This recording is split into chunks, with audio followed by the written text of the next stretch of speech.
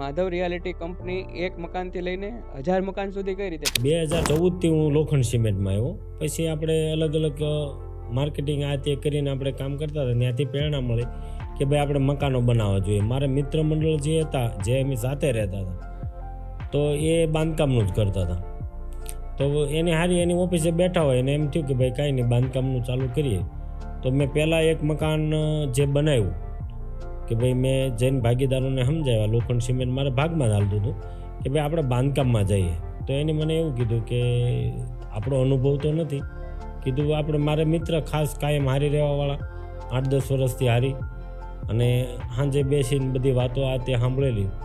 તો પછી નક્કી કર્યું કે ભાઈ કાંઈ નહીં, આપણે બાંધકામમાં એક મકાનથી ચાલુ કરીએ, ન વેચાય તો રહેવા જતા રહીશું. એટલે ખુદ તો આમ તો ઘણો તો રહેવા માટે બનાવેલું મકાન. પછી પ્લોટ લઈ અને બાંધકામનું ચાલુ કર્યું, એક મકાન એ વેચ્યું. તો સ્ટાર્ટિંગમાં વેચવામાં જ તે મારા ભાગમાં મારજો આવ્યો.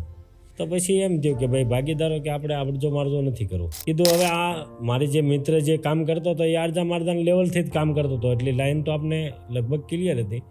એનો મારજો કર્યો. ત્યારથી આજ સુધી કામ કરીએ આરજા મારજામાં. એટલે આરજા મારજા મિનિંગ્સ અંદરના જે મકાનો હોય કે ભાઈ કોઈને ફાઇલવાળા છે, દસ્તાવેજવાળા મકાનો છે, ફ્લેટો છે, એવું જમા લઈ અને નવું મકાન દઈ દઈએ. તો એ સ્ટાર્ટ પહેલાં મકાનથી જ કર્યું હતું. એમાં થોડી ઘણી સ્ટ્રગલ આ તે થઈ, નહોતી સમજ પડતી. આપણે પહેલેથી જ મગચર એ નક્કી કર્યો કે ભાઈ મારે પોતાને એકલા નથી રહેવું. સ્ટાર્ટિંગ કામ કર્યું તો એ મેં બે ભાગીદારો થઈને કર્યું, ટોટલ 3 ભાગીદાર. એક અમારી લોખંડ સિમેન્ટની કંપની અને બીજા અધર, એટલે એમ થઈને મેં 3 ભાગીદારો થઈને ચાલુ કર્યું. અને પછી અત્યારે ભાગીદાર વધારતા આજે ટોટલ 15 ભાગીદાર છે.